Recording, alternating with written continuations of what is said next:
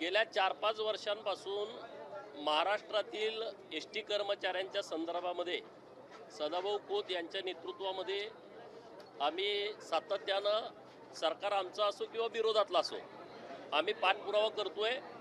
S T कर्मचाऱ्यांचा राज्य सरकारच्या कर्मचाऱ्यांच्या प्रमाणे त्यांना वेतन मिळावं यासाठी आम्ही नेहमी अग्रेसर भूमिका घेत आहे।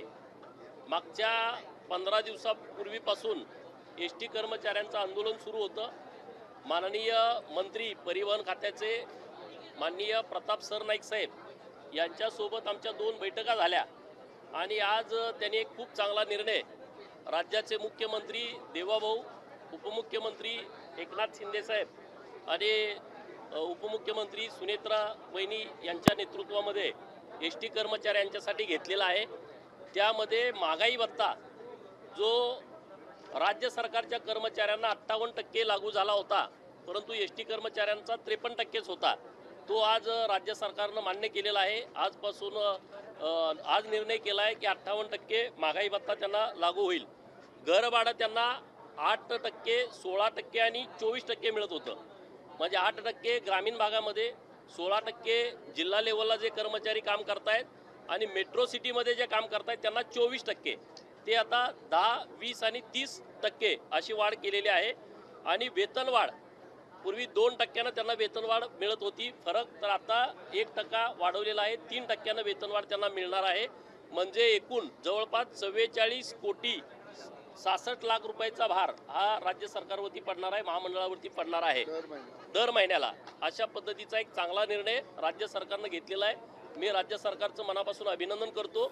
कालच्या बैठकीमध्ये काही आम्ही भूमिका मांडल्या आणि त्यामध्ये आम्ही विनंती केलेली आहे परिवहन खात्याला की एस टीकडे 1 रुपया येतोय कसा आणि जातोय कसा याची एक श्वेतपत्रिका महामंडळानं काढली पाहिजे। म्हणजे आज 55 लाख प्रवासी प्रवास करतात, मग त्यातून पैसे येतात किती, डिझेलला किती जातात, पगारावरती किती खर्च येतो, मेंटेनन्सला किती जातो, याचा व्यवस्थित हिशोब हा एस टी महामंडळाकडे असला पाहिजे। आणि माननीय मंत्री महोदयांनी कालच्या बैठकीमध्ये निर्देश दिलेले आहेत की एस टी महामंडळाची एक श्वेतपत्रिका पुढच्या 1 महिन्याच्या आतमध्ये काढायचा निर्णय हा माननीय मंत्री महोदयांनी घेतलेला आहे। 3 वर्षाच्या वरचे अधिकारी एकाच ठिकाणी ठाण मांडून बसल्या कारणानं भ्रष्टाचाराला खतपाणी घातलं जातंय आणि सातत्यानं एस टी कर्मचाऱ्यांच्या वरती अन्याय होतोय। त्यांना ड्युट्या लावणं असेल किंवा काही वेगवेगळ्या गोष्टी असतील, तर 3 वर्ष ज्या अधिकाऱ्यांना पूर्ण झालेले आहेत त्यांची तात्काळ बदली करावी। आणि मागही हे ठरलं होतं मार्च महिन्यात, तरी कारवाई झाली नव्हती। काल याविषयी सदाभाऊ खोत आम्ही ही भूमिका मांडलेली आहे आणि माननीय मंत्री महोदयांनी मान्य केलं आहे की 3 वर्षाच्या वरच्या सगळ्या अधिकाऱ्यांच्या बदल्या करायच्या। मेडिक्लेमचा एक खूप मोठा विषय आहे एस टी कर्मचाऱ्यांचा की मेडिक्लेम त्यांना असला पाहिजे आणि त्या संदर्भामध्ये महामंडळाचं नुकसान होता कामा नये आणि त्यांना सहज मेडिकलच्या फॅसिलिटीज उपलब्ध व्हाव्यात अशा पद्धतीचा मेडिक्लेम येत्या काही दिवसामध्ये आणण्याचा निर्णय हा माननीय परिवहन खात्याच्या मंत्री महोदयांनी घेतलेला आहे। मी त्यांचं मनपूर्वक आभार व्यक्त करतो। 5,000 कोटीच्या वर बाकी देणी आहेत एस टी कर्मचाऱ्यांची आणि त्याच्या संदर्भात पण बोलणं झालं। डिसेंबरपर्यंत एक व्यवस्थितपणे ते आता एक नवीन प्रस्ताव त्यांनी आणलेला आहे पुढं। तो प्रस्ताव कशा पद्धतीनं पुढे येतोय, त्यातून किती अर्निंग महामंडळाला होणार आहे आणि त्यात जे पैसे येणार आहेत त्यातून ते फक्त कर्मचाऱ्यांची देणीच द्यायचा असा एक त्यांचा विषय सुरू आहे। तर डिसेंबरपर्यंत मागची सगळी जी देणी आहेत ते कधीपर्यंत द्यायची याच्यावरचा एक निर्णय राज्य सरकारच्या माध्यमातून येतोय। एस टी महामंडळाकडं 2,500 गाड्या त्यांनी आता खरेदी केलेल्या आहेत। परिवहन मंत्री महोदय झाल्यापासून आपलं हे सरकार आल्यापासून 12,000 एस टी होत्या, आता 14,500 झाले। त्या एस ट्या 20,000 पर्यंत नेण्याचं मानस हा माननीय मंत्री महोदयांचा आहे, या डिपार्टमेंटचा आहे। असं जर झालं तर आणखी एक मोठी भरती पण होईल महामंडळामध्ये आणि प्रवाशांना पण खूप चांगल्या पद्धतीनं सोयी या महामंडळाच्या माध्यमातून होतील। आम्ही सातत्यानं भूमिका हीच मांडतोय की राज्य सरकारच्या कर्मचाऱ्यांच्या लेवलला हे एस टी कर्मचाऱ्यांना पगाराच्या बाबतीमध्ये घेऊन या, तर तशा पद्धतीचा प्रयत्न आमचा सुरू आहे। परत एकदा सरकारचं अभिनंदन।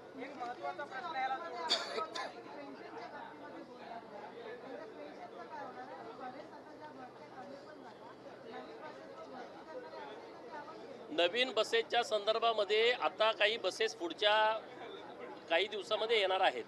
म्हणजे मोठ्या प्रमाणामध्ये बसेस वाढवण्याचा निर्णय हा राज्य सरकारनं घेतलेला आहे. प्रत्येक डेपोला किमान 10 बस येतील अशा पद्धतीचं त्यांचं नियोजन सुरू आहे. 1250 बस संदर्भात जो घोटाळा समोर आला होता त्या प्रकरणी मुख्यमंत्र्यांनी आदेश दिले होते की वित्त खात्यामार्फत त्याची चौकशी होईल आणि खात्यांतर्गत अशा 2 चौकशा होतील. त्या संदर्भात विधान परिषदेमध्ये प्रश्न आला होता. त्यावरती 1 महिन्यात उत्तर देण्याचं सरकारकडून सांगण्यात आलं होतं. मात्र त्यावरती अजूनही कारवाई झाली नाही. विधानसभा किंवा विधिमंडळाला ग्रँटली घेण्याचा हा प्रकार म्हणायचा का? नाही, याविषयीची माझ्याकडे आता माहिती नाही. मी त्याच्या संदर्भातली माहिती घेऊन सांगेन.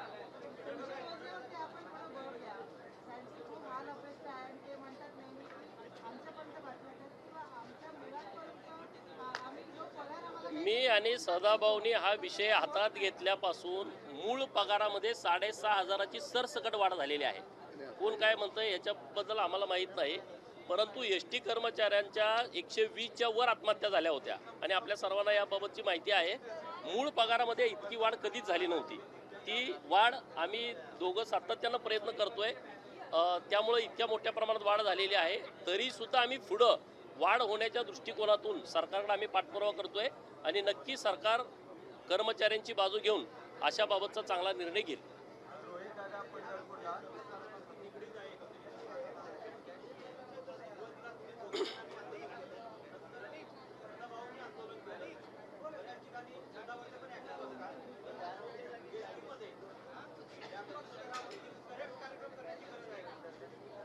नाही बघा, एस टीमध्ये काय होतंय, हे अधिकारी जरा चुकीच्या पद्धतीनं माहिती देणं, एवढा मोठा सगळा हा कारभार आहे, तर ह्याच्याबद्दलची करेक्ट माहिती पाहिजे. आता आम्ही एवढ्या वेळा बैठकीला बसतो, परंतु त्यांच्याकडे करेक्ट माहिती नाही. म्हणजे असे ॲडव्हान्स पैसे एका कागदावरती सगळे लिहून देतात, एवढे प्रवासी आहेत, एवढे पैसे येतात, तेवढे. आमच्या माहितीप्रमाणे 6,000 कोटी तर सवलतीचेच येतात. म्हणजे आता आपण बहिणींच्यासाठी 50% सूट दिलेली आहे. 75 वयाच्या वरच्या सगळ्या लोकांना आपण मोफत प्रवासाची सवलत दिलेली आहे. विद्यार्थिनींच्यासाठी मोफत सवलत आहे किंवा हँडिकॅप लोक आहेत त्यांच्यासाठी जी सवलत आहे. आपले जवान असतील, अन्य काही असतील, वेगवेगळ्या बऱ्याच सगळ्या योजना आहेत. यातून 6,500 कोटी रुपये सरकार एस टी महामंडळाला देतं. 7,000 कोटी रुपयाचे अंदाजे तिकीट वाटली जातात.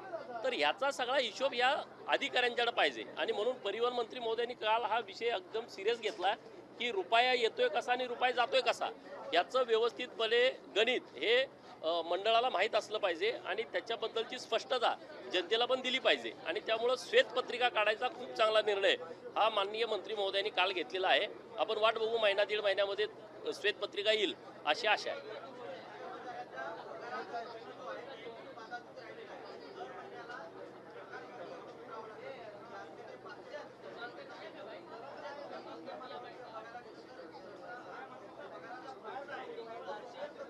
नाही, आता तशी परिस्थिती नाही. पूर्वी ते होत होतं, पण आता काही अशा तक्रारी बऱ्यापैकी आलेल्या नाहीत. पगार वेळेवरती होणे आणि राज्य सरकारकडे जिथं कुठं मदत लागेल तर राज्य सरकार चांगल्या पद्धतीनं मदत करतंय. आणखी कुठं काय लागलं तर आम्ही माननीय मुख्यमंत्री महोदयांना भेटू. नाही, पेन्शनचा विषय आमच्याकडे आलाच नाही. आता तुम्ही आता प्रश्न उपस्थित केलेला आहे. एवढ्या बैठका झाल्या, त्यांनी कधी मांडला नाही, तर त्याची व्यवस्थित माहिती घेऊ. त्याच्याबद्दल काय आवाज उठवायचं तर उठू.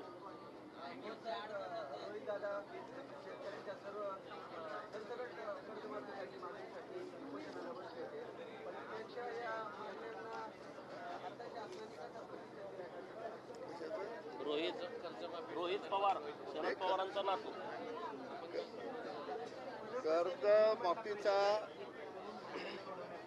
कर्जमाफीचा निर्णय हे झाल्या विचार कर्जमाफीचा निर्णय हा देवाभाऊच्या सरकारनं ऐतिहासिक घेतलेला निर्णय आहे. ज्या शेतकऱ्यांना 2017 आणि 19ला कर्जमाफी मिळाली नाही अशा सगळ्या शेतकऱ्यांना 2 लाख रुपयेपर्यंत कर्जमाफी देण्याचा निर्णय झालेला आहे. जे शेतकरी थकबाकीदार आहेत त्यांना 2 लाख मिळणार आहे. जे नियमित भरत आहेत त्यांना 50,000 रुपये मिळणार आहेत. आणि 17ला एकदा कर्जमाफी झाली, 19ला झाली आणि आता परत एकदा 25-26ला कर्जमाफी शेतकऱ्यांना मिळत आहे.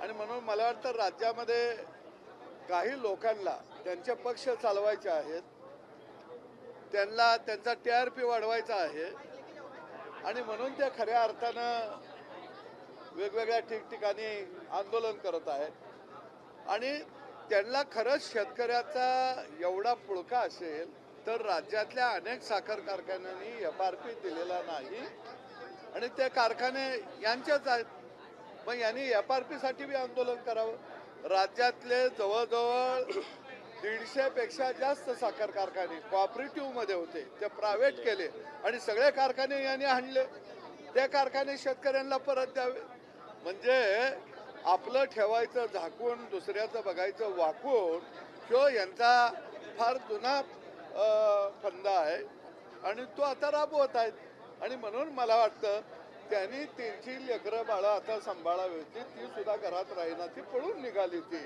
आणि म्हणून मला वाटतं की सरकार हे संवेदनशील आहे आणि शेतकऱ्याच्या बाजूनं काम करत आहे.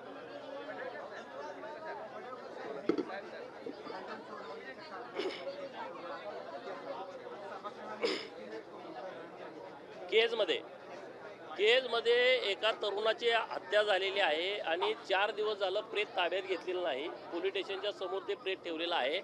सभागृहामध्ये माननीय धनंजय मुंडे साहेबांनी हा विषय घेतलेला आहे. अध्यक्ष महोदयांनी सरकारला सूचना दिलेल्या आहेत की जो कोणी आरोपी आहे आणि त्याचं नाव FIR मध्ये येणं आवश्यक आहे तर तो कुणीही असला कुठल्याही राजकीय पाठबळाचा असला किंवा राजकीय घरात नसला तरी आरोपी हा आरोपीच असतो. त्यामुळं त्याच्यावरती FIR दाखल व्हावी अशी मागणी सभागृहात केलेली आहे आणि आम्ही पण तीच मागणी करतो.